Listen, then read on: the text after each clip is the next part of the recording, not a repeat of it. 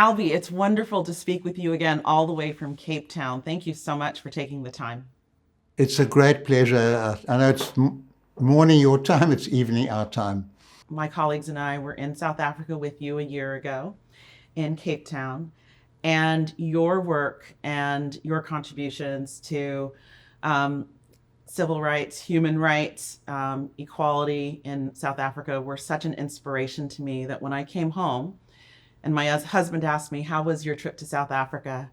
I said to him, other than the birth of our children, the time that I spent with Albie Sachs was amongst the most profound 90 minutes of my life. You just provided such a wonderful arc of what it takes to get to progress and to achieve our goals as humanity. And so when the opportunity came up for us to think about how we share that with our grantee partners, I said, there's no better person on the earth at this moment that we should talk to about inspiration and collaboration and hope and struggle than Albie Sachs. So thank you so much for being with us this morning. Well, we had a wonderful visit from Waverley. You had an energy and an enthusiasm, a focus and openness that was very, very special. So I jumped at the opportunity. Good. Well, thank you. So here's where I want to start. You know, your life's work has been really rooted in justice and human rights. And I'm wondering how you think about climate justice work as being related to issues of justice and human rights struggle. Can you talk a little bit about that? Well, it's struggle. And it requires thoughtfulness. It requires an emancipatory vision. It requires finding partners. It requires enlarging the number of people on your side and reducing the number of people who are resisting. What came through to me so powerfully was for the African community in South Africa, having been dispossessed from the earth was more than just losing an economic access. It was being dispossessed from the ancestry, from the graves, from the habitats, from the rivers, from the barks, from the trees, from that soil that was so important for being, for culture, for that sense of belonging. The answer to that was a common love for the land. Could be a very powerful unifying feature in South Africa. And the environment could be something that could bring us together, not in a very facile way, simply we all have to look after our environment together, but in a very deep and profound way, reconnecting with nature could be a very important way of reconnecting with our humanity. It strikes me that one of the challenges that I actually would put at the feet of environmentalists is that they began the conversation about climate activism by starting with things that weren't immediate for people. They started with rhinos, they started with butterflies or with ants, or even with pollution. And I have wagered that if the climate struggle had started with making the case that the reason that a mother's child has asthma, or that the reason that your spouse is sick with cancer is because they've worked in a coal mine, then this struggle would be in a very, very different place today. To center this work and to encourage people to take action, it really means making it very personal in one's own life. Right. So I think it's always important to project the moral issue. And if people can interiorize the value of the importance of the role that they can contribute, I think that that's very valuable. And then often that's very local. In South Africa, sadly, we have horrible areas of foul water. We have areas of rubbish dumps. We have areas of toxic fumes. And these have to be denounced and exposed, and there have to be common attempts to deal with those things, because they don't only affect the poor people living in those areas, they affect the whole neighborhood, and they have heavy social costs and health costs. Can you share an example from your career where you think collaboration was the key to success? in terms of seeking out transformative outcomes that related to kind of a human rights struggle?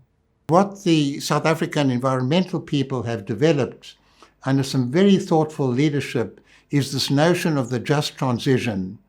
And the just transition means progressive closing down of coal mines, but also progressive retraining of the coal miners and transformation of the rural communities that have been dependent on those mines. And massive investment is required to do that. Otherwise, they bear the burden of dealing with climate change, the poor who are already disadvantaged. And we've got some international support, but not nearly enough. And this would be important throughout what's called the South. And South Africa has come up with very, very meaningful proposals of a just transition over time that would massively contribute towards the reduction of coal mining and the closing down of the coal mines. It goes together with renewable energy and massive advances in that way. But it's not enough to have renewable energy and tens of thousands, hundreds of thousands of coal miners, black coal miners, being thrown out of work. What does it take, though, to get to a just transition? And I'm wondering in particular if you see any parallels in the struggle to end apartheid in South Africa and the struggle to bring about a just transition in South Africa. It's going to be so important to invest in retraining, in ensuring the progressive closing down of the coal mines is accompanied by progressive retraining of the mine workers and the not only reskilling, but creating new communities that not only benefit from renewable energy, but benefit from other projects that will be useful in those particular areas. And this requires a change of mindset as far as the environmentalists are concerned, to find meaningful ways of handling that transition. And I think South Africa in that way could be contributing something to the world. You know, when you were working on the Constitution, what it meant in terms of ensuring that that collaboration had to have been a key part of that experience. And I'm wondering if there are any lessons that you have around architecting that Constitution that people who are involved in climate struggle should be carrying with them as they're thinking about how do we save people and save the planet. So you've got to look for ways of finding common ground. We couldn't have common ground on apartheid and equality.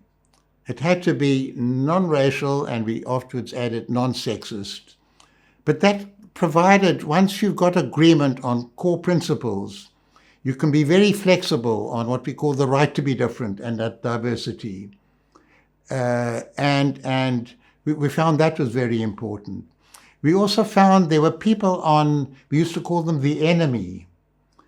And then making some progress, we call them the regime. And we're making some more progress, we call them the bloody government. And finally, we now leading, we call them the other side. We found it was very important not to drive people into a corner where there's nothing left for them. They had to feel there's a place for us in the new South Africa. And these guarantees are guarantees equally for everybody. And there's a future for us. There's a future for us with our language, Afrikaans language, that had been the language of oppression, will now have a new future, not as the language of oppression, but the language of a very large section of the population. We're not going to be denied our religious beliefs. We can carry on. And clearly, when it comes to the question of climate, you don't have to be tolerant of people who deny climate damage, the threat to their views, but you do have to be flexible and open to the people whose lives are going to be altered by climate change in ways that could be very disruptive to them, and not simply appeal to their good nature and their future of their children, and to negotiate, to talk. And this is where the just transition becomes so important. I know we're coming to the end of our time together, And I recall that when we met with you a year ago, we talked about things that we saw that we thought were hopeful. We talked about things that we saw that we thought were difficult and were going to be persistent challenges. And I was struck at that moment that even though not every dream that you have for the country of South Africa has been realized, that you are still hopeful. And so my question for you is, what continues to give you hope in light of, what can be difficult politics, shrinking civil society, corruption in certain areas? What gives you hope? We've now got a government of national unity, and it's bringing new people on board and new outlooks. That's giving a lot of people hope. But my hope comes from basically our democracy is actually working as informal democratic terms. When the ANC got well below 50%, it's not the governing party anymore. It stepped down. Now, that hasn't happened in neighboring countries where people are claiming elections are rigged.